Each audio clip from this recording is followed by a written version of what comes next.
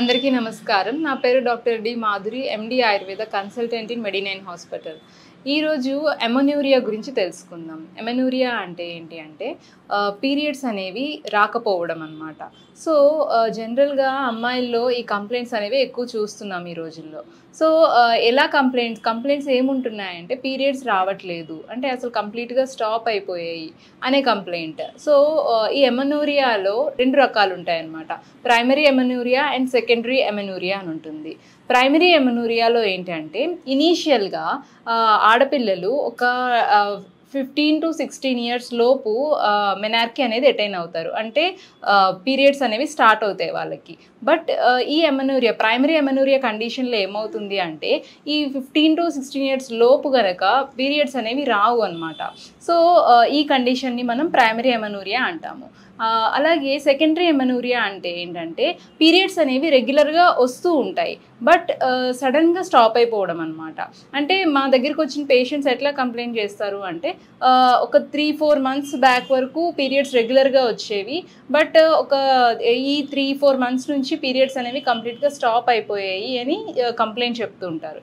అంటే ఏంటి అంటే పీరియడ్స్ అనేవి ఫస్ట్ అంతా నార్మల్గా ఎవ్రీ మంత్ వచ్చి బట్ సడన్గా పీరియడ్స్ అనేవి స్టాప్ అవ్వడం. సో ఇది ఏంటి అంటే కొంచెం పెథలాజికల్ కండిషన్ ఉంటుంది అనమాట.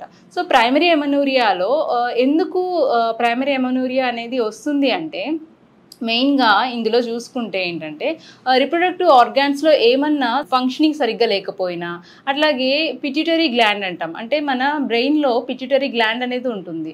సో ఆ గ్లాండ్లో ఏంటి అంటే దాని నుంచి చాలా వరకు మనకి ఫీమేల్ హార్మోన్స్ అనేవి రిలీజ్ అవుతూ ఉంటాయి అన్నమాట.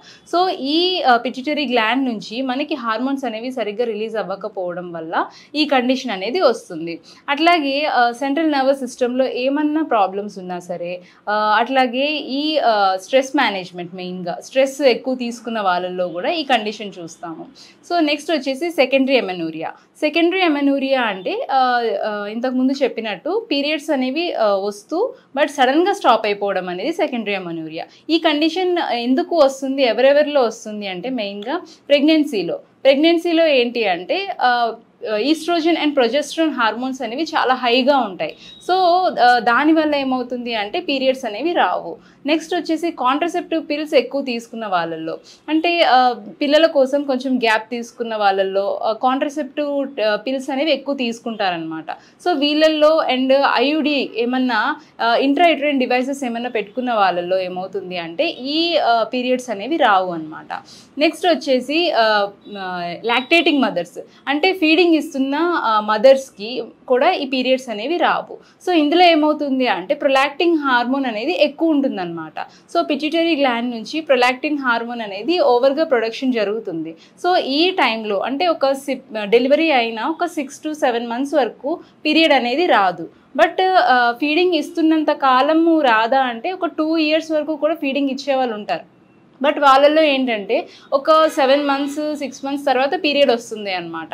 అంటే దాని అర్థము ప్రొడక్షన్ ఆఫ్ ప్రొలాక్టిన్ హార్మోన్ బట్టి డిపెండ్ అయి ఉంటుంది అనమాట. సో ఒక మినిమం ఒక 6 months వరకు అయితే కనుక పీరియడ్ అనేది ఈ కండిషన్లో రాదు. నెక్స్ట్ వచ్చేసి ఎక్కువ స్ట్రెస్ తీసుకున్న వాళ్ళల్లో, ఎక్కువ డిప్రెషన్ అండ్ ఎక్కువ టెన్షన్స్ ఉన్న వాళ్ళలో ఏమవుతుందంటే ఈ హార్మోనల్ ఇంబ్యాలెన్స్ అనేది జరిగి పీరియడ్స్ అనేవి రాకుండా ఉంటుందన్నమాట.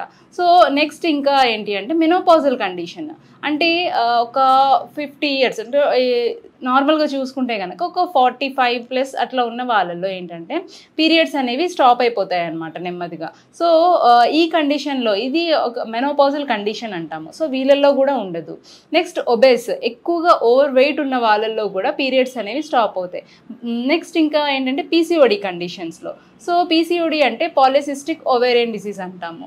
సో ఇందులో ఏంటంటే అండాశయాల్లో నీటి బుడగల్లాగా ఫామ్ అవుతాయి అన్నమాట. సో అలా ఉన్న వాళ్ళల్లో మనకి పీరియడ్స్ అనేవి రావు. సో దేనివల్ల పీరియడ్స్ అనేవి రావట్లేదు అనేది ఫస్ట్ అనాలిసిస్ చేసుకోవాలన్నమాట. ఫస్ట్ దాని రూట్ కాజ్ ఏంటి అనేది తెలుసుకొని దానికి తగ్గట్టు ట్రీట్మెంట్ అనేది ఉంటుంది. సో ఈ పీసీఓడి కండిషన్లో, అట్లాగే థైరాయిడ్ ఉన్న వాళ్ళల్లో, ఏంటంటే హార్మోనల్ ఇంబ్యాలెన్స్ అనేది ఎక్కువ ఉంటుందన్నమాట.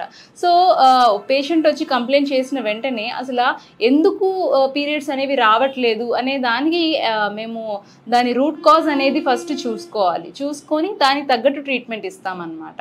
సో ఇందులో డైట్ ఏమేమి తీసుకోవాలి, ఏం తీసుకోకూడదు అంటే మెయిన్గా పీరియడ్స్ రాకుండా ఉన్న వాళ్ళలో ఏంటంటే ఈ జంక్ ఫుడ్స్ అనేవి, కూల్ డ్రింక్స్ అనేవి అండ్ ఎక్కువ స్పైసీ ఉన్న ఫుడ్స్ ఇవి కొంచెం అవాయిడ్ చేసుకోవాలి. అట్లాగే ఇంట్లోనే మనకి దొరికే ఐటమ్స్ ఉంటాయి, లైక్ కరివేపాకు అని, అట్లాగే నువ్వులు, బెల్లము ఇలాంటివి తీసుకోవడం వల్ల ఏమవుతుంది అంటే పీరియడ్స్ అనేవి రెగ్యులరైజ్ అవ్వడానికి ఎక్కువ అవకాశాలు ఉంటుంది. అట్లాగే ఇంగువ తీసుకోవడము, బెల్లం తీసుకోవడము, ఇలా కొన్ని ఇంట్లో ఉన్నవే మనము ఫాలో అవుతూ ఉండి అవి అయినా సరే పీరియడ్ రాలేదు అంటే కనుక ఎందుకు పీరియడ్ ఇర్రెగ్యులర్ అయింది అనేది వెంటనే డాక్టర్ని సంప్రదించి ట్రీట్మెంట్ అనేది తీసుకోవాలి. సో ఆయుర్వేదిక్లో ఈ ఎమెనూరియా కండిషన్ని నష్టార్థవ అంటాం లేదా అనార్థవ అంటాం అనమాట. అంటే ఏంటి అంటే ఆర్థవ అంటే బ్లడ్, నష్టార్థవ అంటే బ్లడ్ అనేది రాకపోవడం, అంటే నో బ్లీడింగ్ అనమాట. సో ఈ కండిషన్లో ఏమవుతుంది అంటే వాతదోషం అలాగే కఫదోషం అనేది బాగా ఎక్కువ అయిపోతుంది. అవి కొంచెం ఏంటంటే విషియేషన్ జరిగి వాటిలోని ఈ బ్లడ్ ఫ్లో అనే దాన్ని స్టాప్ చేస్తాయన్నమాట. సో ఈ ఆయుర్వేదిక్లో ఏం చేస్తాము అంటే మేము ఈ వాతదోష అండ్ కఫదోషాన్ని తగ్గించే మందులు ఇస్తాము. సో ఇచ్చి ఆ ప్యాసేజెస్ అనే వాటికి క్లియర్ చేసి బ్లడ్ ఫ్లో అనేది అయ్యేలాగా హెల్ప్ అవుతుందన్నమాట. సో దీనికి మెడిసిన్స్ ఏముంటాయి అంటే లైక్ రజప్రవర్తిని వటి అని, అట్లాగే నష్ట పుష్పాంతక రస్ అని, అశోకారిష్ట అని, ఇట్లా కొన్ని మెడిసిన్స్ ఉంటాయన్నమాట. కుమారి ఆసవ అని. దాంతోపాటు కొంచెం ఎట్లా అంటే పంచకర్మ ప్రొసీజర్స్ అని కూడా ఉంటాయి. సో ఈ ఇంటర్నల్గా మెడిసిన్స్తో పాటు పంచకర్మ ప్రొసీజర్స్ కూడా ఇస్తామన్నమాట. లైక్ విరేచనం అని, వస్తి అని, ఇలా ప్రొసీజర్స్ చేయించుకుంటూ ఉంటే కనుక ఈ ఎమెనోరియా కండిషన్ నుంచి నెమ్మదిగా బయటపడవచ్చు. సో మీరు ఏమన్నా సరే ఈ అంటే ఎమెనోరియా కండిషన్తో అంటే పీరియడ్స్ రాకపోవడము లేదా పీరియడ్స్ ఇర్రెగ్యులర్ కానీ అట్లా ఏమన్నా కండిషన్తో బాధపడుతూ ఉంటే కనుక ఒకసారి మెడినైన్ హాస్పిటల్కి వచ్చి మమ్మల్ని కన్సల్ట్ చేయండి. దాని నుంచి ఆ ప్రాబ్లం నుంచి మీరు బయటపడవచ్చు. Thank you.